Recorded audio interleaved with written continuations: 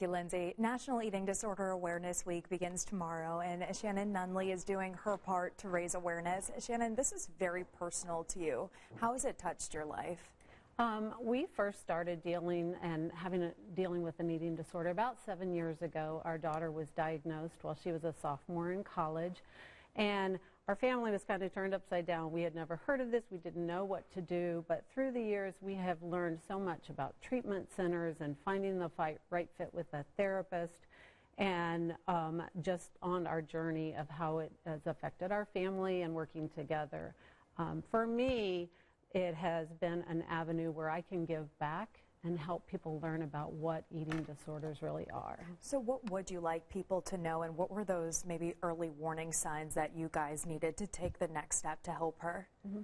I would like people to know that eating disorders are not a choice, that it is a very serious but treatable mental health disorder, and it affects people of all races and genders and ages.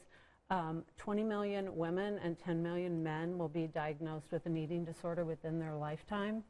And so it's just very important. They're finding more and more younger children are being diagnosed, and even older adults.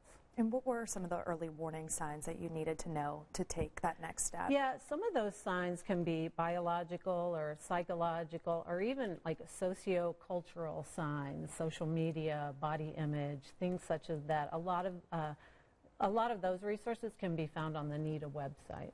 We know that National Eating Disorder Awareness Week begins tomorrow. We mentioned that, but you also have something coming up on the 28th. Tell us more about that. Yeah, we're super excited about National Eating Disorder Awareness Week. It's just a great outreach to let people know more about eating disorders.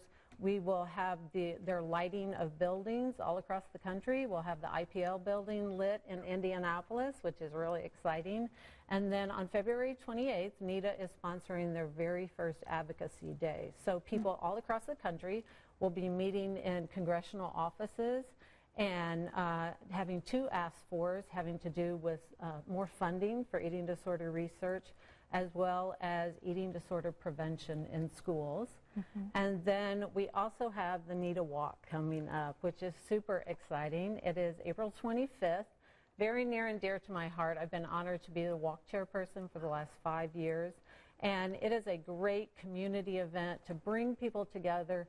Eating disorders can be very isolating for the person suffering as well as their families, and it just brings people together and shows the hope and that there is in recovery. Amazing, Shannon. Thank you so much for sharing your personal story, too. And we'll post all those resources for you at WTHR.com along with this interview.